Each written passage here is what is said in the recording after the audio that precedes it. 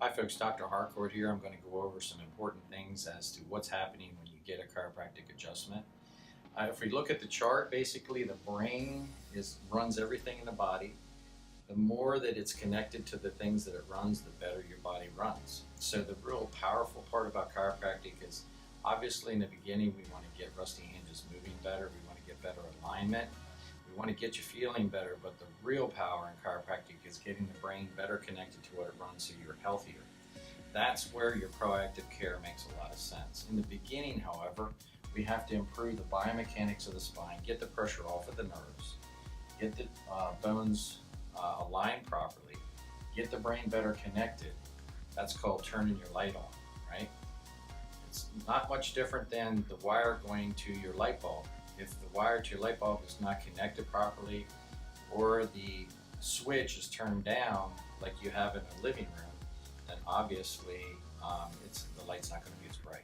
So we want you to have a bright light. We want to turn your light on, and this is how we do it. So we make corrections in the spine, remove the interference between the brain and what is running. So a good example of that, sometimes patients will have palpitations.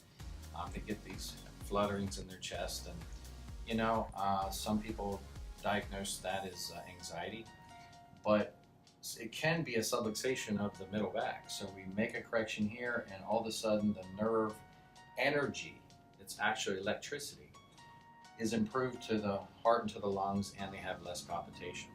Another reason we do your percent oxygen of your blood is if you have low blood oxygen, we start working on this area, we retest a lot of times, that number goes up. Why is that important? Well, your brain requires oxygen, all your tissues require oxygen. So when you have better oxygen, you heal quicker, you feel better, you have more energy. And so the whole idea of this is to get the brain better connected to what it runs so that you're healthier.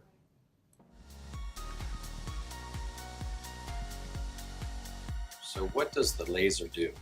The pamphlet that we have describes in detail what the laser actually does, and if you move to the center fold of the pamphlet, you'll see a picture of the cell. In short, though, what the laser does is reduce inflammation and stimulate healing. What does that really mean? Well, when you reduce inflammation, you're going to have less pain. When you stimulate healing, you're going to get well quicker.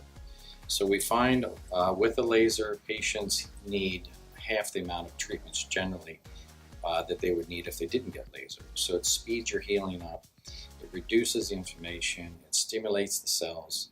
The cellular physiology is basically improved to promote those two things. Patients ask, well, does laser hurt? No, it does not hurt. It's a warm, deep penetrating type of treatment, so there's no pain with it. If the laser is too high, you can always tell the therapist to turn it down some. But generally, the laser is a wonderful therapy that feels great when it's applied to your body. Okay, so this pamphlet right here goes over what actually Graston does inside your body when we're applying the Graston technique. First of all, what type of symptoms or conditions would benefit from Graston? One of the largest groups of patients that we see is rotator cuff tendonitis or tendinopathy. But it's also good for hips and knees, ankles, depending on the situation. So it's great for tennis elbow.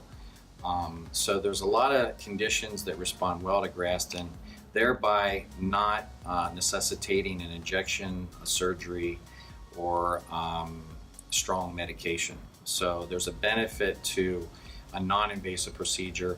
So when we do Graston, nothing's actually applied inside your body, it's all done from the outside. Patients ask, well, does it hurt or do I feel it when you're doing it? Yes, you will feel it. It's kind of a conundrum. You help me find the spot that is very sore so I can push deeply to stimulate healing so you can feel better. So I know it sounds a little odd, but it's true. If we're half a mile away from the problem, it's not really going to help that much. We do have numerous type of tools to address any body part. So patients ask, well, can you treat fingers? Can you do wrist? Can you do a hand? Can you do yes, an elbow. The one that we use on the elbow is curved to follow the contour of the elbow. So depending on the body part, we use a different tool.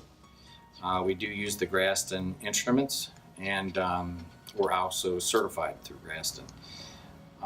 In short, you allow me to get in on the body part that is sore and bothering you.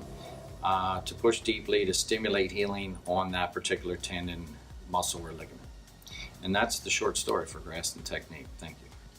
So one thing that I like to ask patients, especially in the beginning of care, is if you had a choice between having $1 million or feeling like $1 million, which do you pick?